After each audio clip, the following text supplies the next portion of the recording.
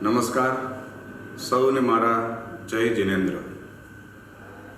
સૌરાષ્ટ્ર યુનિવર્સિટીની જૈન એકેડેમીની આયોજિત મહાસતગાથા વ્યાખ્યાન શ્રેણીના આજના આ બીજા મણકામાં આપ સૌનું સૌરાષ્ટ્ર યુનિવર્સિટી વતી હું હાર્દિક સ્વાગત કરું છું. મિત્રો, ગઈકાલે જાની સાહેબે આદ્ય મહાસતી બ્રાહ્મી વિશે વાત કરી અને આનંદની વાત એ છે કે આ પ્રથમ મણકાના વ્યાખ્યાન પછી અનેક શ્રાવકો, અનેક શ્રાવિકાઓની જે રાજીપો વ્યક્ત કરતી કોમેન્ટ્સ આવી. અને સૌથી આનંદની વાત તો એ છે મિત્રો કે જૂનાગઢ નેમિનાથ ભૂમિ ખાતે બિરાજમાન આપણા રાષ્ટ્ર સંત પરમ પૂજ્ય નમ્રમુનિ મહારાજનો એક રાજીપો વ્યક્ત કરતો એક વિડીયો સંદેશ પણ આપણને પ્રાપ્ત થયો. તો આ ઘટના સૌરાષ્ટ્ર યુનિવર્સિટી માટે ખૂબ જ ગૌરવવંતી છે.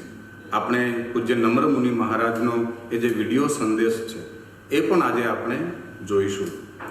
મિત્રો, આપણે આજે નારી સશક્તિકરણ, નારી શિક્ષણની વાતો કરીએ છીએ, પણ આજથી હજારો અથવા તો સદીઓ પૂર્વે આદ્ય જૈન તીર્થંકર ભગવાન ઋષભદેવે એમની બંને દીકરીઓ બ્રાહ્મી અને સુંદરી એમને જે શિક્ષણ આપ્યું, અને ખાસ તો બ્રાહ્મીને 18 ભાષાઓનું જ્ઞાન આપ્યું.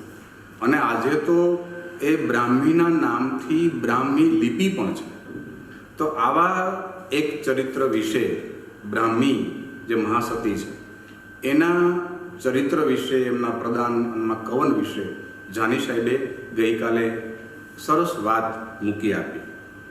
આપણે 1185 એટલે આજથી લગભગ 800 વર્ષ પૂર્વે શાલિભદ્ર સૂરીએ ભરતેશ્વર બાહુબલી રાસની જે રચના કરી એ કૃતિમાંથી આપણે જ્યારે પસાર થઈએ છીએ ત્યારે આપણને ખ્યાલ આવે છે. આખી એની કથા તો છે જ, પણ ભરત અને બાહુબલી એ યુદ્ધના અંતે એમને સમજાય છે કે આ બધું વ્યર્થ છે, અને પછી બધું છોડીને બંને ભાઈઓ તપશ્ચર્યા માટે નીકળી જાય છે. પણ બાહુબલીને તપશ્ચર્યાનું પણ અભિમાન હતું. એ સમયે આ બ્રાહ્મી છે એ એના ભાઈને કહે છે, શું કહે છે? વીરા, ગજ થકી ઉતરો, ગજ પર કેવળ ન હોય, ગજ ઉપરથી ઉતરો. એટલે કે અભિમાન જે છે એ અભિમાન છોડો, અભિમાનથી નીચે ઉતરો, અને તો જ તમે કેવળ જ્ઞાન છે એ કેવળ જ્ઞાન તમે પ્રાપ્ત કરી શકશો. તો આ જે નારી શક્તિ છે એ આપણે જોઈ શકીએ છીએ કે આજથી એટલા વર્ષો પૂર્વે આપણે ત્યાં આ એક નારી સશક્તિકરણ અથવા તો નારીને શિક્ષણ આપવાની એક જે પરંપરા જૈન ધર્મમાં હતી એનો આપણને એક ખ્યાલ આવે છે. આજે મારા સ્વાગત આ ભૂમિકારૂપ વ્યાખ્યાન બાદ આદરણીય કુલપતિશ્રી એમનું સ્વાગત પ્રવચન આપશે. એમનું સ્વાગત પ્રવચન પૂરું થાય પછી પૂજ્ય નમ્રમુનિ મહારાજે જે વિડીયો સંદેશ મોકલી અને જે રાજીપો વ્યક્ત કર્યો છે એ વિડીયો સંદેશ પણ આપણે નિહાળીશું. ત્યાર પછી આ જે 16 સતીઓ છે એ 16 સતીઓનો જે સ્તવન શ્લોક છે એ સ્તવન શ્લોકનું ગાન સાંભળીશું. અને પછી આજે બીજા મણકામાં જાની સાહેબ જૈન સતી સુંદરી છે એના વિશે વાત કરવાના છે. એટલે આ સુંદરી છે એ પણ ભગવાન ઋષભદેવની બીજી દીકરી છે. ગઈકાલે જે વાત થઈ એ બ્રાહ્મી વિશે વાત કરી જાની સાહેબે. આજે એ સતી સુંદરી વિશે જાની સાહેબ વાત કરવાના છે. તો મિત્રો, આજના આ બીજા મણકામાં આપ સૌનું ફરીથી સ્વાગત છે. આપ સૌ આખી આજે જે વ્યાખ્યાન છે એ વ્યાખ્યાન નિહાળશો એવી એક આશા પણ છે. કારણ કે આપણને ખ્યાલ આવશે કે એ સમયે આ સતીઓએ લોક શિક્ષણનું, ધર્મનું, અધ્યાત્મનું, આપણા સંસ્કારો અને સંસ્કૃતિનું જે ગાન છે એ કઈ રીતે ગાયું છે એનો પણ આપણને એક ખ્યાલ આવશે. તો આપ સૌનું ફરીથી સ્વાગત છે સૌરાષ્ટ્ર યુનિવર્સિટી પરિવાર વતી. અને આવો આ વ્યાખ્યાનમાળામાં જોડાવ અને આદરણીય કુલપતિશ્રીનું સ્વાગત પ્રવચનથી આપણે આ કાર્યક્રમ શરૂ કરીએ. નમસ્કાર મિત્રો, જય જિનેન્દ્ર. પવિત્ર ચાતુર્માસ ચાલી રહ્યો છે અને પર્યુષણ પર્વ પણ સરસ રીતે ચાલી રહ્યા છે. એ સમયગાળામાં જ અમે સૌરાષ્ટ્ર યુનિવર્સિટીના જૈન એકેડેમીના માધ્યમથી જૈન ધર્મમાં સાધુ ભગવંતોની વાતથી તો આપણે સૌ પરિચિત છીએ, પણ ત્યાગ, તપ અને તપશ્ચર્યા જેના જીવનમાં મુખ્ય ઉદ્દેશ્ય છે એવી મહાસતીઓ વિશે આપ સૌને જાણકારી હશે જ, પણ એ જાણકારીમાં વિશેષતઃ વધારો લાવવા માટે સૌરાષ્ટ્ર યુનિવર્સિટીનું શ્રી રૂકમણી દીપચંદભાઈ ગારડી જૈન એકેડેમી, જે એજ્યુકેશનલ એન્ડ રિસર્ચ સેન્ટર તરીકે કાર્યરત છે, આ સેન્ટરમાં જૈન સાધુ ભગવંતો આચાર્યોના અધ્યયન અને અધ્યાપનનું કાર્ય એ થઈ રહ્યું છે. આ જૈન એકેડેમીનો વર્તમાનમાં કાર્યભાર માનદ નિયામક તરીકે ડૉક્ટર બળવંતભાઈ જાની સંભાળી રહ્યા છે. ખૂબ જ સુપેરે એમની જવાબદારી એ સંભાળે છે અને આ જૈન એકેડેમી થકી જે કાર્ય કરવાનું છે એ કાર્ય સારી રીતે થઈ રહ્યું છે. આવો જ એક ઉપક્રમ આ જૈન એકેડેમી દ્વારા આજે થઈ રહ્યો છે. ગઈકાલે જ આપણા રાજ્યના માનનીય મુખ્યમંત્રી શ્રી વિજયભાઈ રૂપાણીએ આ જૈન એકેડેમીના માધ્યમ થકી જે શ્રેણી શરૂ કરવા જઈ રહ્યા છીએ તેનું ઉદ્ઘાટન વક્તવ્ય આપીને અમને સૌને માર્ગદર્શન કરીને અમારે સૌની ઉર્જામાં વધારો અને હૂંફ આપીને આ શ્રેણીનું ઉદ્ઘાટન કર્યું છે. ત્યારે આજે બીજા દિવસે ગઈકાલે બ્રાહ્મી મહાસતી વિશેની જાણકારી ડૉક્ટર બળવંતભાઈએ આપી, એમ આજે બીજા દિવસે પણ આપણી વચ્ચે ક્રમશઃ 16 દિવસ સુધી જે મહાસતીઓના જીવન કવન વિશે એ આપણને સૌને જાણકારી મળશે. આ વ્યાખ્યાનમાળાના માધ્યમ થકી આપણે સૌ જે ત્યાગ, તપ અને તપશ્ચર્યાની મૂર્તિઓ છે, સ્ત્રી સશક્તિકરણનો સાચો સંદેશ આ વ્યાખ્યાનમાળામાંથી આપણને સૌને મળશે. અને જે જૈન સાધુ ભગવંતો વિશેની જાણકારી તો આપણી પાસે ઘણી બધી છે, પણ એવી મહાસતીઓ, જે મહાસતી ગાથા આ વ્યાખ્યાનમાળાના માધ્યમ થકી આપણને મળશે અને આપણે સૌ એનાથી જાણકાર થઈશું અને એના જીવનમાંથી, એની જે કાર્યશૈલીમાંથી અથવા તો એમણે આપેલા ઉપદેશમાંથી આપણને ચોક્કસ દિશા મળશે. સૌરાષ્ટ્ર યુનિવર્સિટી આ પ્રકારે એક એજ્યુકેશનલ અને રિસર્ચ સેન્ટર એટલે કે જૈન એકેડેમી આવું એક સારું કાર્ય કરવા જઈ રહ્યું છે. આપ સૌને અમે જ્યારે કોરોનાજન્ય પરિસ્થિતિમાં પ્રત્યક્ષ સ્વરૂપે નહીં મળી શકતા, ત્યારે આ એક આપણને ઓનલાઈન અને ટેકનોલોજીના માધ્યમ થકી દરરોજ સાંજે આપણે ફેસબુકના માધ્યમથી આ 16 મહાસતીઓ વિશે આપણે જાણકારી મેળવવાના છીએ. અને બળવંતભાઈએ ખૂબ જ ગહન અભ્યાસ કર્યો છે. આ અંગેના દેશ વિદેશમાં વ્યાખ્યાનો આપ્યા છે અને વ્યાખ્યાનો આપીને એના જીવનને ઊંડાણથી જાણવાનો પ્રયાસ કર્યો છે. ત્યારે એમને મેળવેલું જ્ઞાન, એમને ભેગી કરેલી માહિતી એમના સુધી જ અથવા તો જૈન એકેડેમી સુધી મર્યાદિત ન રહેતા આપ સૌ સુધી વહેંચાય અને વંચાય અને એની જાણકારી મળે એવો અમારો નમ્ર પ્રયાસ છે. આવી એક શ્રેણી એ આપણે આનંદના ઓપન માઇકના માધ્યમ થકી શરૂ કરી હતી. એમાં પણ સાધુ ભગવંતો અને મહાનુભાવો એ ઉપસ્થિત રહ્યા હતા અને આપ સૌ સુધી પહોંચ્યા હતા. આ એક શૈક્ષણિક કર્તવ્ય અમારું અમે નિભાવી રહ્યા છીએ. ત્યારે આ તબક્કે આપ સૌને આવકારું છું અને ડૉક્ટર બળવંતભાઈ જાનીને હું અભિનંદન આપું છું અને સૌ જૈન શ્રેષ્ઠીઓને હું આહ્વાન કરું છું કે અમારી આમાં ક્યાંય ચૂક રહી જાય, અમારી ક્યાંય ક્ષતિ રહી જાય તો આપનું માર્ગદર્શન અને આપની હૂંફ આવકાર્ય છે. તો પુનઃ સૌને શુભેચ્છાઓ અને આ વ્યાખ્યાનમાળાને માણો એવી અપેક્ષા સાથે અસ્તુ. દેવાનુભાઈ આજ સૌરાષ્ટ્ર યુનિવર્સિટીના ઉપક્રમે જૈન એકેડમી આયોજિત આ પ્રવચનમાળામાં આપણા ડૉક્ટર બલવંતભાઈ જાની જ્યારે એક પ્રેરણાનો સ્તોત્ર બહાવવાના છે. આમ પણ બલવંતભાઈ જાનીના મુખમાં તો સરસ્વતી વહેતી જ હોય જ. જ્યારે પણ એમને સાંભળો ત્યારે લાગે કે આપણે સાંભળ્યા જ કરીએ. એમની વિદ્વતા તો દરેકના હૃદયમાં સમાયેલી છે. અને આજ જ્યારે 16 સતી રત્નો પર એમના અજસ્ત્ર ભાવોની શરૂઆત કરી રહ્યા છે. અમારા મંગલ આશીર્વાદ છે. સૌરાષ્ટ્ર યુનિવર્સિટીએ આ એક શ્રેષ્ઠ કાર્ય પ્રારંભ કર્યો છે. જૈન એકેડમીના ઉપક્રમે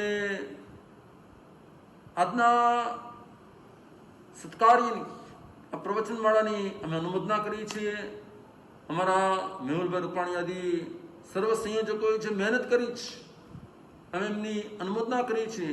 અને આવા નવા પ્રવચનમાળાના પ્રેરક કાર્યો દ્વારા આપણે સમાજને સત્વિચારો સદભાવ પહોંચાડી શકીએ અને સુસંસ્કારોનું સર્જન કરી શકીએ. એ જ મંગલ પ્રેરણા છે. ફરી એકવાર બળવંતભાઈ જાનીને મંગલ આશીર્વાદ સાથે એમની ભાવધારા એવી વહાવે કે અનેક આત્માઓને સત્યનો સંગ થાય, સત્યની પ્રેરણા મળે અને સત્યના માર્ગે આગળ વધે. એવી આ સતીરત્નોની પ્રવચનમાળા સાર્થક થાય. ચંદન બાલિકા ભગવતી રાજીમતી દ્રૌપદી કૌશલ્યા ચ મૃગાવતી ચ સુલસા સીતા સુભદ્રા શિવા कुन्ती शीलवती नलस्य दयिता चूला प्रभावत्यपि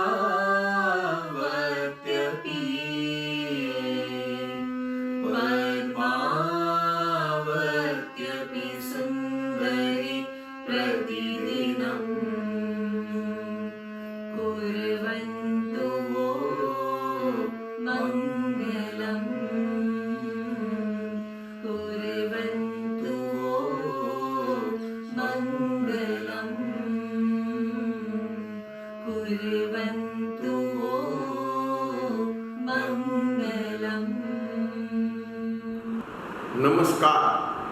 જય જિનેન્દ્ર. 16 સતીઓની મહાસતગાથા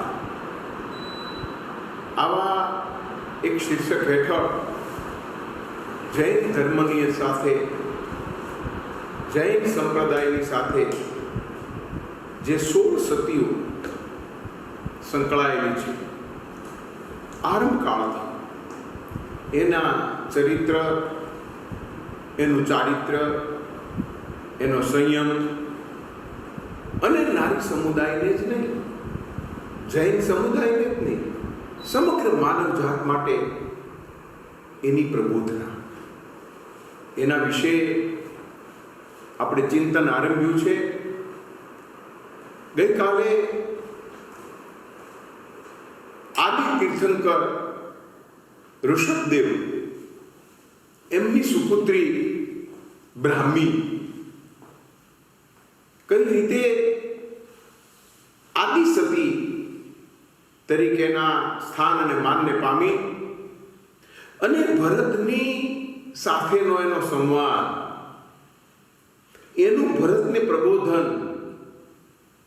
ભરત વિવેકી તો છે એટલે તો એ ચક્ર દર્શન માટે ન ગયો, પુત્ર મુખ દર્શન માટે ન ગયો, પણ પિતા પધાર્યા છે, કેવળ જ્ઞાન પ્રાપ્ત થયું છે. આવા પિતાના વંદનાર્થે એ નીકળે છે. મરુતા દેવી સાથે, દાદીમા સાથે બ્રાહ્મી પણ નીકળી છે.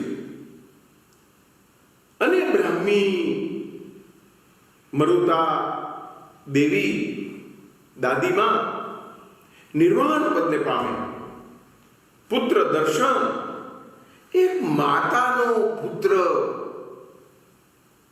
ઋષભદેવ આદિ તીર્થંકરના કેવળ જ્ઞાનના સ્તરે પહોંચ્યો હોય, આ ઊંચાઈ જોવા માટે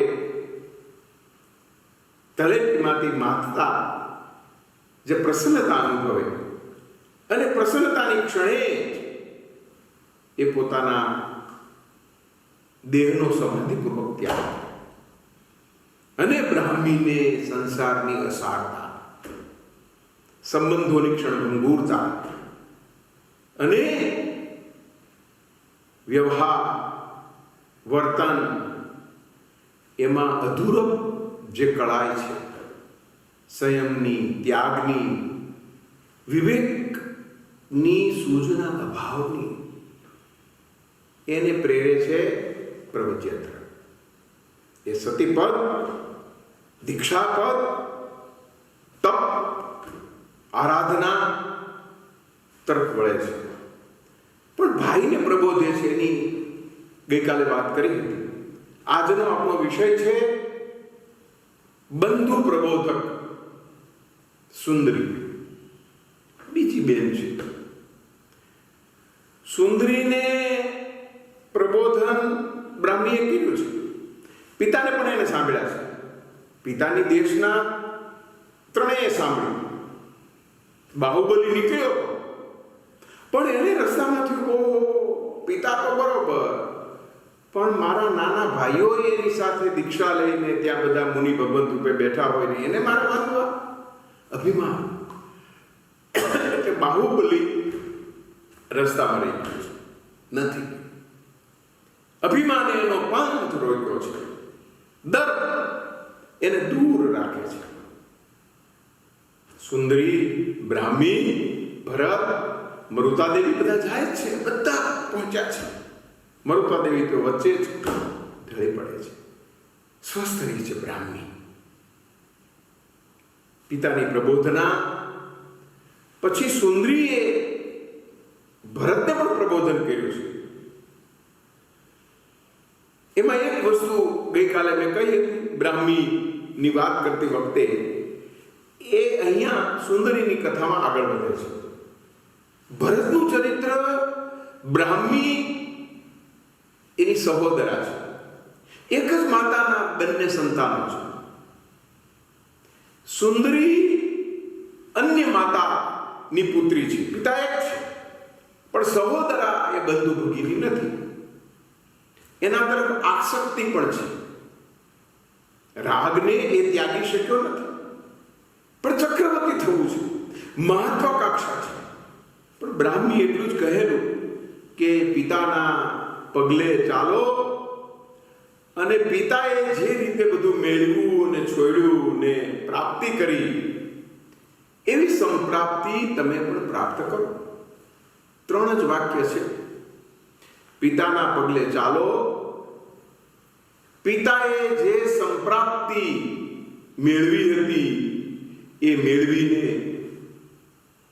પિતાની રીતે એને ભોગવો. એટલે છોડવાની વાત છે. પણ આખરે ઉપદેશ તો બધા સાંભળે છે, ઉપદેશની અસર એ બધા પર થાય છે, પણ એનું અર્થઘટન પૂર્વ ભવના સંસ્કારો ને આધારે થાય છે. બધા ઉપર સીધી અસર, એક સરખી અસર, એક સરખો અર્થ જતો નથી. અવરોધક પરિબળો, કર્મ, ફળ, પૂર્વજન્મના સંસ્કારો એ છોડતા જ નથી. એ તમને વળગેલા જ છે. આ જન્મમાં પણ પૂર્વજન્મને કારણે જ આ બધી વિધિ વિધાન યોગ બધા બને છે.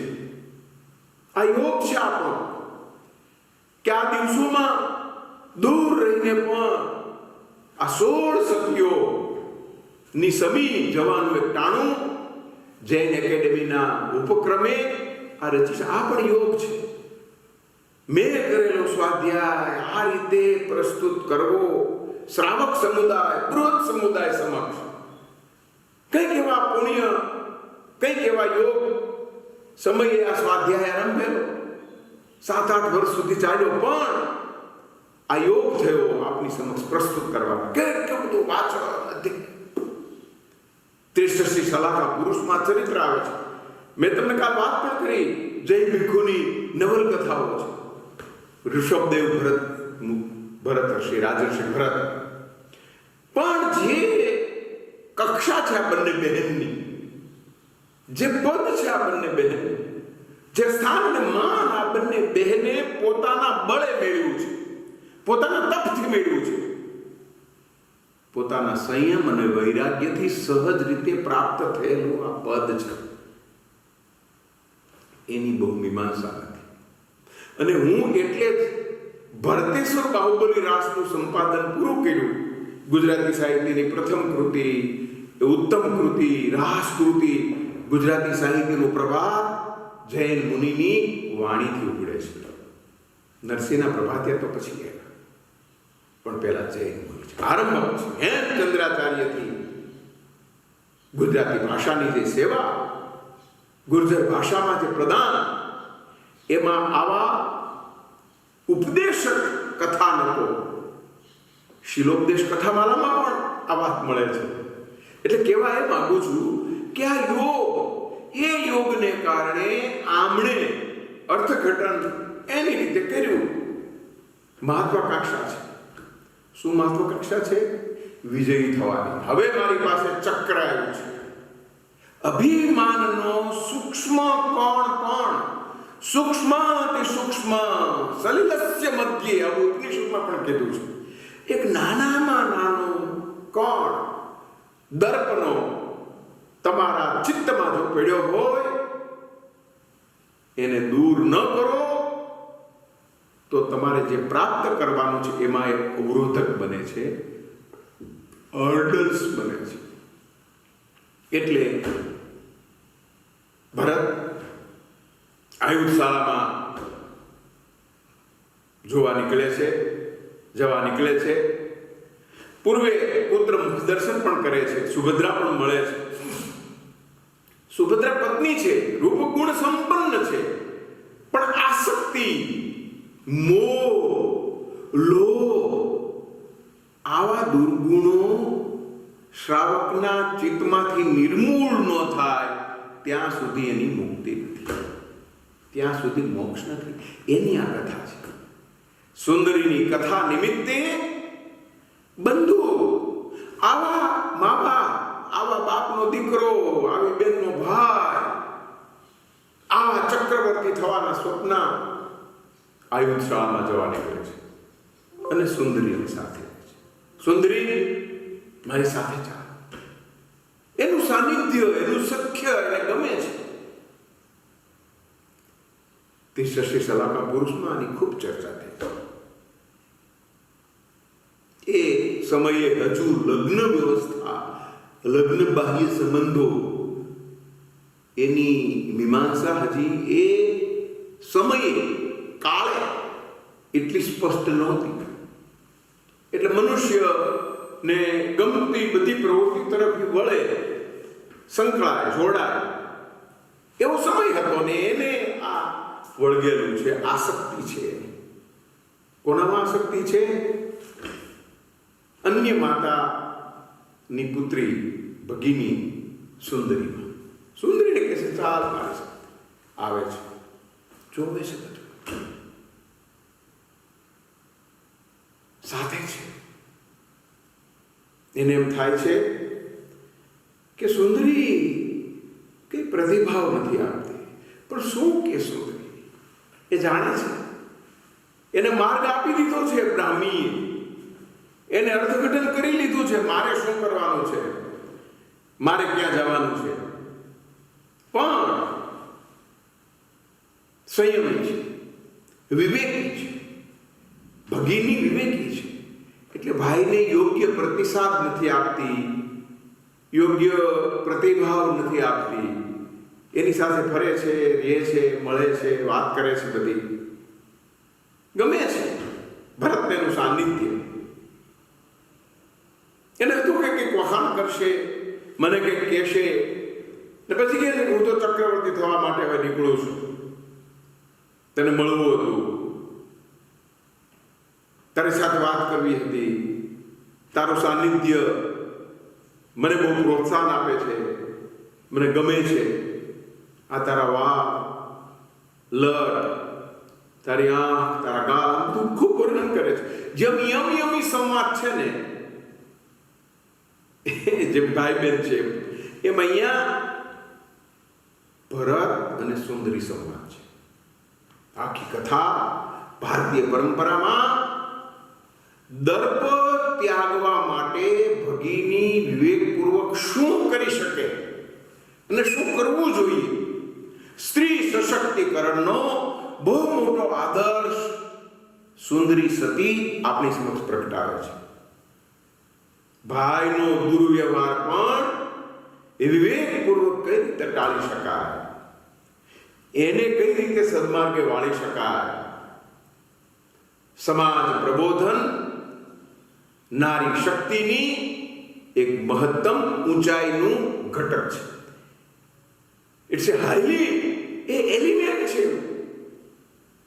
એકદમ ઊંચાઈએ એને એની ચિત્તમાં રાખ્યું હોય છે. નારી શક્તિ, નારી ચિત્ત અને નારી ચિંતન. એ વિચારે છે કે મારે એને મારામાં અનુરક્ત નથી થવા દેવો, મારે એમાં અનુરક્ત નથી થવું. મારો માર્ગ જુદો છે, એનો માર્ગ જુદો છે, અને એના માર્ગે મારે એને મોકલવો છે. ગોપનનો બહુ મહિમા છે. તમે સાંકેતિક રીતે સૂચવી શકો એનો મહિમા ખૂબ છે. સીધું સૂચન નહીં, આડકતરું પણ નહીં, પણ સમજાય જાય એ રીતે બંને વર્તે છે.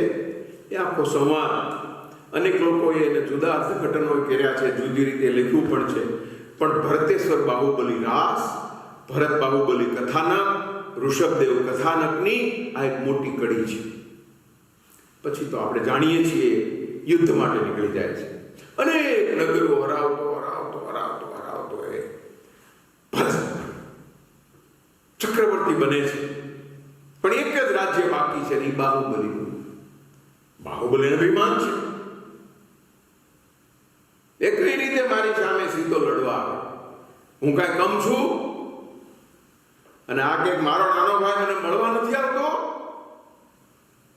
હું એને બતાવી દઈશ. નાના હતા ત્યારે અમે કેવી રીતે રમતા હતા નદી કિનારે, અને કેવી રીતે હું એને પછાડતો હતો, એમ જ હમણાં પછાડી દઈશ. દર્પ, શ્રાવક ચિત્તમાં રહેલું, સત્તા સ્થાને રહેલું વ્યક્તિત્વ દર્પને આધીન થાય ત્યારે શું થાય છે એની આ કથા છે. ભરત અને બાહુબલી એ બે ભાઈઓ છે, પણ બંને ભાઈઓના સંબંધોને તોડી નાખનારું પરિબળ દર્પ છે, અભિમાન છે, ઈર્ષ્યા છે. આખી કૃતિઓમાં બધે કેન્દ્ર સ્થાને ઈર્ષ્યા રહેલા છે. એટલે અહીંયા બાહુબલી યુદ્ધ માટે પડકારે છે, યુદ્ધ આરંભાય છે, અને દુર્ભાગ્યે બંને સેના એકબીજાને એટલી બધી ખંડિત કરે છે, દુર્ભાગ્ય છે. પણ અંતે ભરતનો દર્પ તૂટતો નથી. બાહુબલીને મનમાં થાય છે, જો પિતાના આશીર્વાદ બંને ઉપર છે, બહેનોના ઉપદેશ પણ છે, પણ બાહુબલીને સમજાય છે કે મેં આ ખોટું કર્યું છે, મારે ભાઈની સામે પડવું નહોતું જોઈતું. એ માફી માંગે છે, પરાજય સ્વીકારે છે. આ રાજ તમારું ભાઈ પ્રવજ્યા ધારણ કરીશ. એટલે ભરત પણ ગળી જાય છે. ના ભાઈ ના, તારું જ રાજ, આ બધું હું તને સોંપી દઉં. બંને ભાઈઓ વચ્ચેનો વિસંવાદ જેટલો વિગતથી નિરૂપાયો છે એનાથી વધુ વિગતથી બંનેનો સંવાદ છે. પણ એ સંવાદ તરફ બહુ ઓછું ધ્યાન ગયું છે. કે છે કે આપણે કેવા પિતાના સંતાનો છીએ. અમીર મા બાપના આવા ગરીબ સંતાન કેમ થઈ ગયા? શું વાત કરે છે? કેવા મા બાપ આપણા અમીર છે અને આપણે આવા ગરીબ થઈ ગયા. બહાર બંને વચ્ચેના સંવાદ તપનો આપણે ખૂબ મહિમા કરતા હતા, સ્પર્ધા કરતા હતા. અને આ સ્પર્ધામાં ક્યાં ઉતરી પડ્યા? હે ભાઈ, હે બંધુ, તું અનુજ છો. મારે વિચારવું જોઈતું હતું, હું મોટો છું, પણ મને આ ચક્ર આવ્યો અને ચક્ર આવ્યો તો પણ મને ખબર નહીં કે ચક્ર કુટુંબવત કરતો નથી, એટલે મેં ચક્ર છોડ્યું તારા ઉપર. મારી મોટી ભૂલ હતી. આ બધું જ્ઞાન થાય છે. આ પણ પૂર્વજન્મના સંસ્કારોના કારણે જ્ઞાન થાય છે કે મને ખબર ન પડી, ખબર ન રહી કે કુટુંબવત ચક્ર કરતો નથી. મેં તારી ઉપર ચક્ર છોડ્યું. હું ચક્રવર્તી રાજા થાઉં છું. પિતાએ ચક્ર મારી આ શાળામાં આપ્યું છે. આ મારો અભિમાન. આમ અભિમાન વિગલિત થાય છે પહેલાનું, અને પછી સંયમના માર્ગે બાહુબલી નીકળી જાય છે અને આ વિજયી બનીને પાછો પુનઃ વધારે છે નગરમાં અને બહુ પ્રસન્ન છે અને આનંદ છે કે હવે હું વિજેતા બની ગયો. કહીશ કોને? સુભદ્રાને? ના, સુંદરી. એટલે પરત થાય છે, એને ખ્યાલ આવે છે કે હું વિજયી થયો એટલે મને મળવા માટે પત્ની તો આવશે, પણ સુંદરી પણ આવશે. વરમાળા, વિજયમાળા ધારણ કરાવશે. રોહિણી, સુભદ્રા, આખું રાજકુટુંબ, પ્રધાનો, બધા આવું મનમાં હતું. એટલે સૈન્ય સાથે નગર પ્રવેશ કરે છે, સામૈયું થાય છે, એનો સત્કાર થાય છે, નવકાર મંત્રની આરાધના એની સમક્ષ, અને મહેલમાં પ્રવેશે છે. સુંદરી ક્યાં છે? કેમ દેખાતી નથી? એટલે પ્રતિહારી કહે છે કે મહારાજ એમ તો ત્યાં એમના ભવનમાં છે, પણ એમને સમાચાર નથી આપ્યા ચક્રવર્તી ભરત વિજયી બનીને નગર પ્રવેશ કરવાના છે? તો કે હા, આપ્યા હતા. તો એ કેમ ન આવ્યા? તો કે ના, એની અનિચ્છા, તપમાં, તપસ્યામાં, ઉપાસનામાં તેઓ રત હતા એટલે ન આવ્યા. આ યુદ્ધ 5 વર્ષ સુધી ચાલ્યું છે. બધા રાષ્ટ્રોને કરતા આવ્યો છે પાછો. એટલે ભરતને વિદાય કરી ચક્રવર્તી થવા એ નીકળી ગયો. ભરતની વૃત્તિ જાણી ગઈ. બ્રાહ્મીએ ઉપદેશ પણ આપ્યો હતો, પિતાએ પણ આપ્યો હતો, અને પ્રવૃત્તિ ધારણ કરવી જ હતી. એને તો કોઈની અનુજ્ઞા જ નહોતી લીધી. અનુજ્ઞા જ હતી બધાની. ભરત સગો ભાઈ નથી, ને સગો ભાઈ છે એ તો નીકળી પડ્યો છે. પિતાની ભગિનીની આજ્ઞા છે, આજ્ઞાનુસારીની એ ભરત યુદ્ધે ગયા પછી તપસ્યા તરફ વળી છે, શયન તરફ વળી છે. ઉણોદય બધા વ્રત એક પછી એક કરીને શરીરને ઉગાડી નાખ્યું છે. કૃષ્ણકાય થઈ ગઈ છે, વાળ ખરી ગયા છે. ઉપાસનાથી આંખો ઊંડી ઉતરી ગઈ છે. આવી તાપસી સંયમ વ્રતા સુંદરી પોતાના ભવનમાં તપસ્યારત હતા. ભરતને થયું કે આપણે મળીએ, જોવું તો ખરો કેવો પ્રતિભાવ મને આપે છે મારી સખી. મને જે ખૂબ ગમે છે, હું જેને ચાહું છું હૃદયથી, સુભદ્રા કરતા પણ વિશેષ, આવું મનમાં છે. પણ પ્રતિહારી દાસી વાત કરે છે કે કહો ભરત આવ્યા છે? તો કે હા. એટલે પોતાના ખંડમાંથી, કમરામાંથી બહાર આવે. શ્વેત વસ્ત્રાવૃતા છે, શરીર કૃશકાય થઈ ગયું છે, જપ કરતી કરતી, આરાધના કરતી કરતી ભગીની આવે છે, પૂછે છે, કેમ ન આવ્યા સુંદરી? સુંદરી નથી? એને એમ કે આ દાસી છે સુંદરીની, એમ માન્યું કે હું જ સુંદરી છું બંધુ ભરત ચક્રવર્તી, તમને ખૂબ ખૂબ શુભકામનાઓ, હું જ સુંદરી છું. ના ના, હું માની શકતો નથી. તમારું અનવદ્ય રૂપ, તમારું લાવણ્ય, તમારી મધુર વાણી, તમારા ગાલના ખંજન,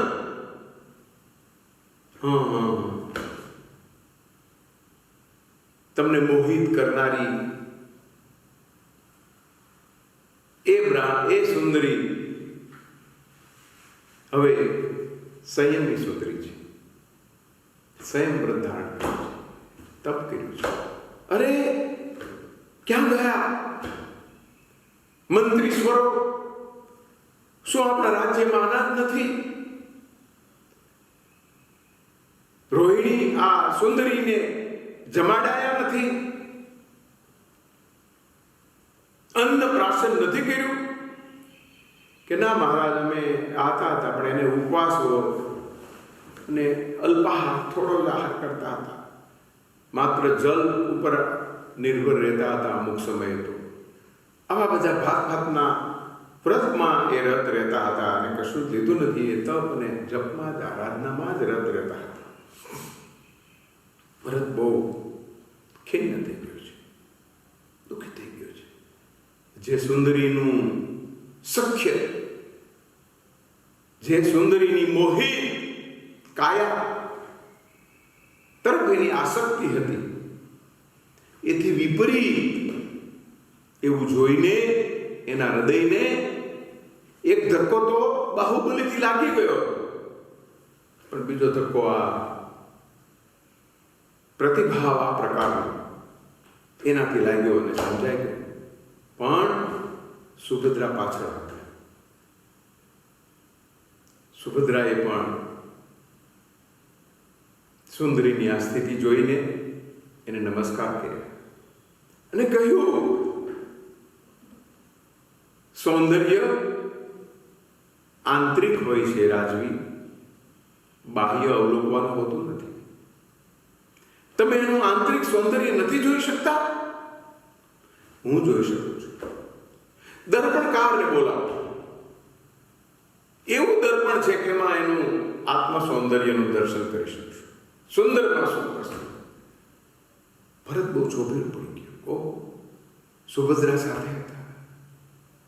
સુભદ્રા ખૂબ જ પ્રસન્ન થઈ કે આ સુંદરીએ કેવી મહત્વની તપસ્યા અને એનું ફળ બંધુ પ્રબોધન આ રીતે ખૂબ જ પ્રસન્ન થઈ છે. એને નમસ્કાર કર્યા છે, એને વંદના કરી છે અને દર્પણકાર પાસેથી પણ જાણ્યું કે સુંદરી જ આંતર સૌંદર્ય ધરાવતી સન્નારી છે.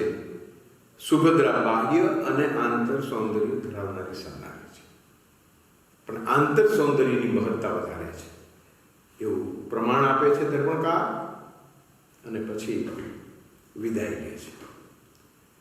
ભરતને પત્નીની સમીપ રહીને, સુંદરીની સમીપ રહીને આત્મજ્ઞાન પ્રાપ્ત થયું, ભાન પ્રાપ્ત થયું. રાજ્ય મેળવ્યા પછી પણ આ બધી હિંસા મેં શા માટે કરી? મારે શું પ્રાપ્ત કરવું હતું? એ તો નાશવંત છે આ સુખ, આ શરીરનો. સાચું તો તપ અને સંયમનો મહિમા છે, એ કરવાનું. આવી વાત એના મનમાં સ્ફુરે છે, એના મનમાં ઉદ્ભવે છે અને એ પણ ત્યાંથી પાછો આવે છે. આ બાજુ બ્રાહ્મીને ખબર છે કે હજી પિતા પાસે ભાઈ આવ્યો નથી. બાહુબલી સુંદરીને પણ સમાચાર મોકલે છે, બહેન આપણું કાર્ય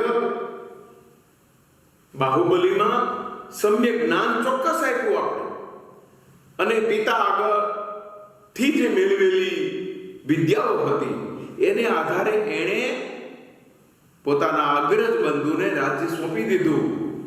હિંસામાંથી એ ઉગરી ગયું, પણ આપણે હજી એને ભાન કરવાનું છે. તે જેમ ભરત પ્રબોધન કર્યું, જરા જુદી રીતે આપણે બંને બહેનો હજુ બાહુબલીને પ્રબોધવાનું છે. બંને બહેનો જાય છે. બાહુબલી તો તપમાં બેસી ગયો છે. પિતા પાસે એટલા માટે ગયો નથી કે ત્યાં નાના ભાઈઓ છે બધા, હું પિતાને વાંધું ને સાથે સાથે મારે એને વાંધવા. આને અભિમાન છું, હું એનાથી મોટો છું. આ અભિમાન ગળ્યું નથી, ઓગળ્યું નથી, લય પામ્યું નથી, રાસ પામ્યું નથી. એ શરીરમાં એક રસ થઈને આમ પડેલું છે. એટલે કરે છે તપસ્યા, રાજ સોંપી દીધું છે, પણ પિતા પાસે જતો નથી. એની અનુજ્ઞા મેળવીને સંયમના માર્ગે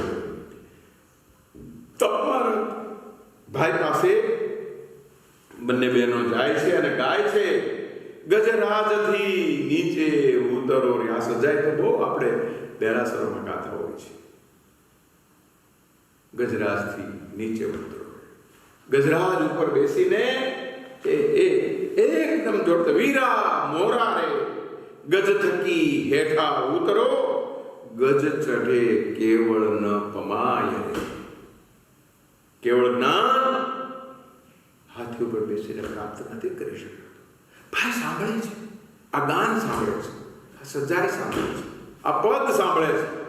ભગિનીના સુંદર કંઠે આર્ત સ્વરે આર્ત નાદે ભાઈને કરેલી પ્રાર્થના છે.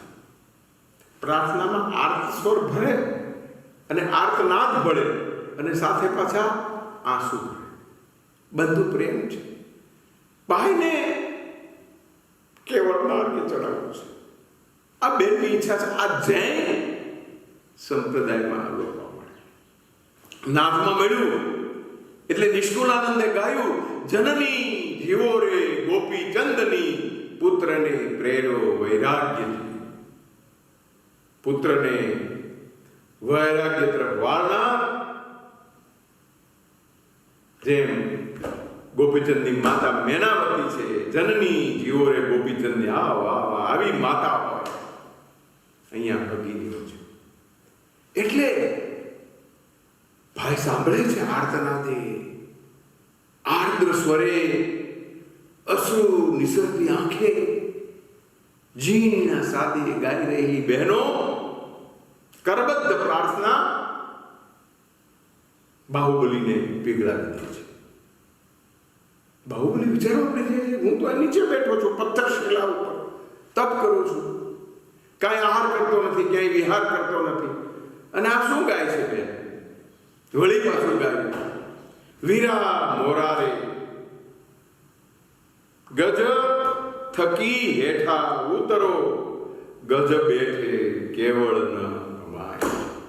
વીરા મોરા ગાય છે અને સમજાય છે. મૂળ વસ્તુ આ સમજણની છે, મૂળ વસ્તુ આ વિવેકના અભિજ્ઞાનની છે. ભરતને નો સમજાણું, બ્રાહ્મીએ કીધું છતાંય પછી સુંદરીના વ્યવહારમાંથી એ પામી ગયો, સુભદ્રાના પતિના કથનમાંથી પામી ગયો. પણ વિવેકનો અભાવ તમને કેટલો દૂર રાખે છે, કેટલા પાછળ નાખી દે છે. આ સૂઝ બહુ મહત્વની છે. એટલે સુંદરી બ્રાહ્મીના ગાનથી જાગૃત થાય છે. સ્થૂળ રીતે નહીં, સૂક્ષ્મ રીતે. એને ખ્યાલ આવે છે, ઓ હાથી એટલે અભિમાન, ગજરાજ, એની ઉપર હું સવાર છું. હું કાંઈ નાના ભાઈને બંધુ, અરે નાના ભાઈ પણ મારાથી મોટા એટલા માટે કે એણે સંયમનો માર્ગ ગ્રહણ કરી લીધો છે. એમાં ઉચ્ચાવકતા જોવાની ન હોય. આ બધા સિદ્ધાંતો સ્થપાયા ભગિનીને કારણે, બ્રાહ્મીને કારણે અને સુંદરીને કારણે. ભરત અને બાહુબલી મહત્વના નથી.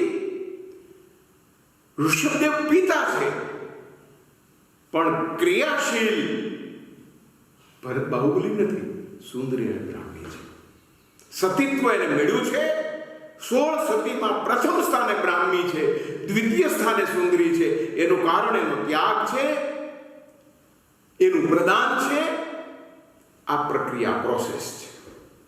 તપ કર્યું એટલું જ નહીં, આચરણ કર્યું એટલું જ નહીં, સિદ્ધાંતો જાણ્યા એમ જ નહીં, એને વ્યવહારમાં ઉતારીને, વ્યવહારમાં વિનિયોગ કરીને એને પરિણામ તરફ લઈ.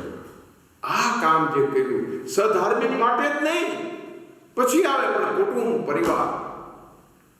તમે કેટલાને પ્રબોધી શકો છો અને પ્રબોધેલાને કેટલાને વાળી શકો છો, આની મહત્તા છે. તપ કરવાની મહત્તા નથી, પણ એ તપ તરફ અન્યને વાળી શકો છો. આચાર એ જૈન ધર્મનું મુખ્ય લક્ષણ છે. અને અન્ય વિધર્મીઓ પણ આપણી આચાર પરંપરાને કારણે આપણા તરફ વળ્યા છે. આજે જગત ધીરે ધીરે ધીરે જૈન થતું જાય છે. જૈન ફૂડ એમ લખાય છે, વેજીટેરિયન ફૂડ એમ લખાતું. જૈન ફૂડ ઇઝ અવેલેબલ આખા વિશ્વમાં.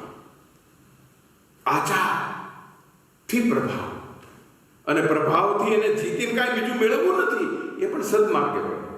તો અન્યને સદમાર્ગે, સમન્વય માર્ગે વાળવાની બહુ મોટી કામગીરી વિશ્વમાં કોઈએ બજાવી હોય, જૈન ધર્મે બતાવી છે. અને જૈન ધર્મની આ સત્યોએ આપણે બતાવ્યું છે. આવો જ મુદ્દો એની સમક્ષ જ્યારે મુકાયો ત્યારે એ પ્રણામ કરે છે, વાંધવા જાય છે. અને આપણે જાણીએ છીએ કે એ પછી એ માર્ગમાં યાત્રી નથી બનતા, પામે છે. તપ તો કર્યું. આ બાજુ સુંદરીને સમજાણો, ઓહો, ભાઈને મેં પ્રબોધ્યા, ભાઈને મેં કહ્યું અને એને સમજાણું, અને એ પણ આખરે ભરત પણ પિતા પાસે આવે છે. ચક્ર પોતાનું રાજ્ય સોંપી દે છે. પણ આખી વાત સુંદરી પર્વત્યા ધારણ કરીને એણે જે તપ કર્યું, એણે જે વિશ્વ વિજેતા ભરતને, ચક્રવર્તી ભરતને સદમાર્ગે વાળ્યો, પોતાના ભાઈને સદમાર્ગે વાળ્યો. બ્રાહ્મી પિતા પાસેથી ખૂબ પામી, ભગિની પાસેથી સુંદરી પામી છે, પિતા પાસેથી ઓછું પામી છે, પણ પામી એના કરતા આપી વધુ શકે છે. સુંદરી તરફના સ્થાનની અધિકારીણી બની, એની સાથે રહીને, એના સંયમના માર્ગે વળીને એને એટલું બધું સંઘ માટે કામ કર્યું, પ્રદાન કર્યું કે સુંદરીનો સંયમ, સુંદરીની વિદ્વત્તા, સુંદરીનું તપ, એની મહત્તા વિશેષ પ્રમાણે.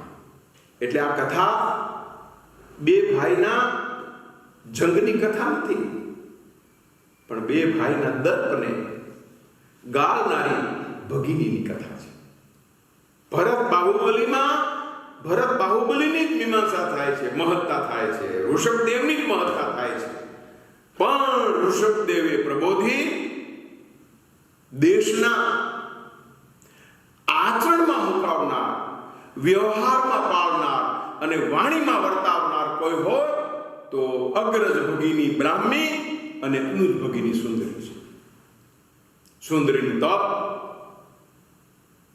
સુંદરીનું તેજ અને સુંદરીનો સંયમ બંધુઓને સંયમ માર્ગે એ પથગામી બનાવે છે. એટલું જ નહીં, ત્યાં સફળતાપૂર્વક એને પરિણામ પણ પ્રાપ્ત કરાવે છે.